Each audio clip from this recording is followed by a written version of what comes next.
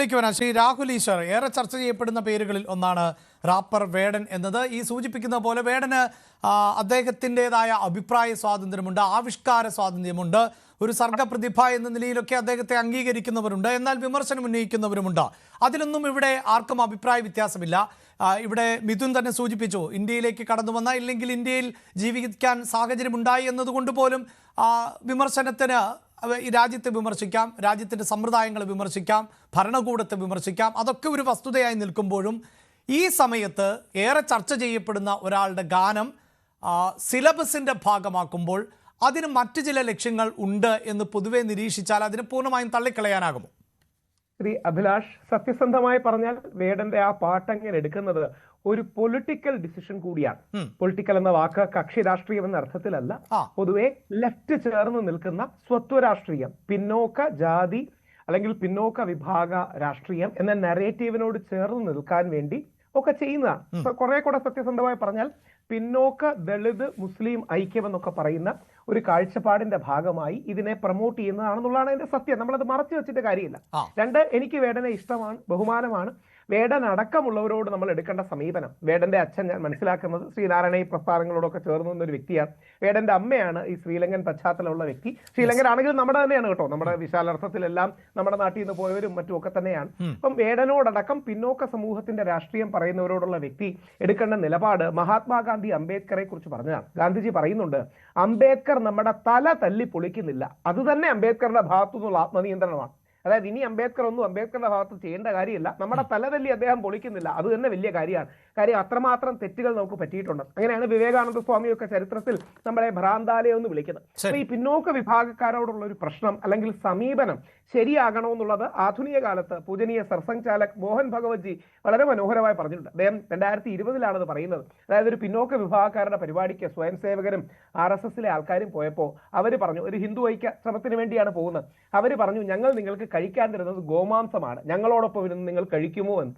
അപ്പോൾ ഈ സ്വയം സേവകർക്ക് ഒരു ഞെട്ടലുണ്ടായി. അപ്പൊ അവരുടെ സംഘത്തലവൻ പറഞ്ഞു, അങ്ങനെ ഗോമാംസം കഴിച്ച് ഞങ്ങളുടെ 42 തലമുറകൾ നരകത്തിൽ പോയാലും കുഴപ്പമില്ല, ഞങ്ങൾ നിങ്ങളോടൊപ്പം വരുന്ന ആഹാരം കഴിക്കും. കാര്യം ചരിത്രത്തിൽ ആ തെറ്റുകൾ പറ്റിയിട്ടുണ്ട്, അത് പരിഹരിക്കാനാണ് ഞങ്ങൾ വരുന്നത്. അദ്ദേഹത്തിന്റെ വളരെ വൈറലായ ഒരു സ്പീച്ചാണ്. അപ്പൊ എന്നിട്ട് പിന്നീട് അവർ പറയുണ്ടായി, ഞങ്ങൾ ഗോമാംസം ഒന്നും അല്ല തരുന്നത്, ഇത് വേറെ ആഹാരവും നിങ്ങൾക്ക് വേണ്ടി പ്രിപ്പയർ ചെയ്തിട്ടുണ്ട്. അതിനർത്ഥം ഗോമാംസം കഴിക്കണമെന്നല്ല, പക്ഷേ ഗോമാംസം ഏറ്റവും പവിത്രമായ പശുവിന്റെ അല്ലെങ്കിൽ ഗോമാതാവിന്റെ ഗോമാംസം കഴിച്ചുപോലും ഹിന്ദു ഐക്യത്തിന് വേണ്ടി ശ്രമിക്കണമെന്നും പിന്നോക്ക വിഭാഗങ്ങളെ കൂടെ കൂട്ടണമെന്നും കാഴ്ചപ്പാടുള്ളവരാണ് എല്ലാ നല്ല നേതാക്കളും. അതുകൊണ്ടാണ് പൂജനീയ സർസംഘ് ചാലക് ആകട്ടെ, ഗാന്ധിയന്മാരാകട്ടെ, നമ്മുടെ മോദിജി പറയുണ്ടായി, ദളിതരെ മറ്റേ പശുവിന്റെ തോലുരുക്കുന്നേര് വരെ നിങ്ങൾക്ക് മർദ്ദിക്കണമെങ്കിൽ എന്നെ മർദ്ദിക്കൂ, ദളിതരെ വെറുതെ വിടൂ. അപ്പോൾ വേടൻ അടക്കമുള്ളവരോട് നമ്മൾ എടുക്കേണ്ട സമീപനം ഒരു ഇന്റഗ്രേഷന്റെ സമീപനമാണ്. അസിമിലേഷൻ എന്ന വാക്കുപോലും ഞാൻ ഉപയോഗിക്കുന്നില്ല, ഒരു ഇന്റഗ്രേഷന്റെ സമീപനമാണ്.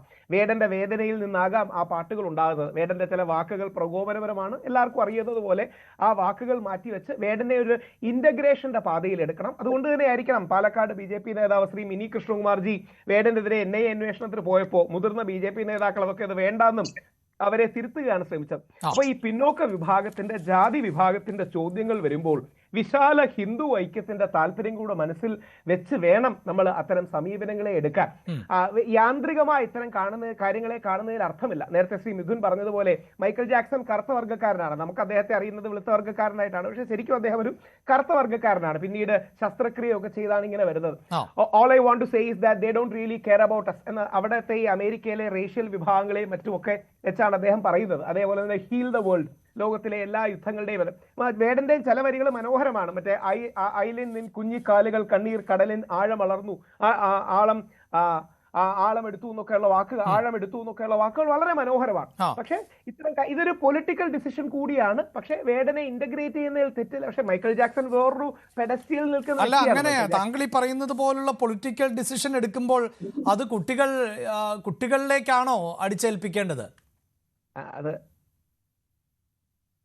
താങ്കളൊന്ന് അൺമ്യൂട്ട് ചെയ്ത് സംസാരിക്കാമോ? ക്ഷമിക്കണം, അത് നമ്മുടെ സിലബസ് ആരാ നിർണ്ണയിക്കുന്നത്, എന്താ അവർ പഠിക്കുന്നത്, ആധുനിക കാലത്തിന്റെ കാര്യങ്ങളോട് സംവദിക്കേണ്ടേ തുടങ്ങിയ കാര്യങ്ങളിൽ സംശയമില്ല. അതായത് ഞാൻ വളരെ ബഹുമാനത്തോടെ പറഞ്ഞോട്ടെ, ഇടതുപക്ഷം യഥാർത്ഥത്തിൽ ചെയ്യുന്നത് വേടനടക്കം കൊണ്ടുവരുന്ന ഒരു പിന്നോക്ക സ്പേസിനെ തങ്ങളോടൊപ്പം ചേർത്ത് നിർത്താൻ തങ്ങൾ വേടനോടൊപ്പം ഉണ്ട് എന്നുള്ളൊരു മെസ്സേജ് കൊടുക്കാൻ വേണ്ടി ചെയ്യുന്നതാണ്. ആ മെസ്സേജ് നമ്മൾ ഇതിനു മുമ്പൊക്കെ കണ്ടല്ലോ. അതാണല്ലോ ഞാൻ സൂചിപ്പിച്ചത്. അതായത് ഈ ലഹരി കേസുകളിലൊക്കെ പിടിക്കപ്പെടുന്ന മറ്റുള്ളവർക്ക് ലഭിക്കാത്ത ഒരു പരിഗണന ഭരണകൂടത്തിന്റെ ഭാഗത്ത് നിന്ന് വേണ്ടി ലഭിച്ചത് നമ്മൾ കണ്ടതാണ്.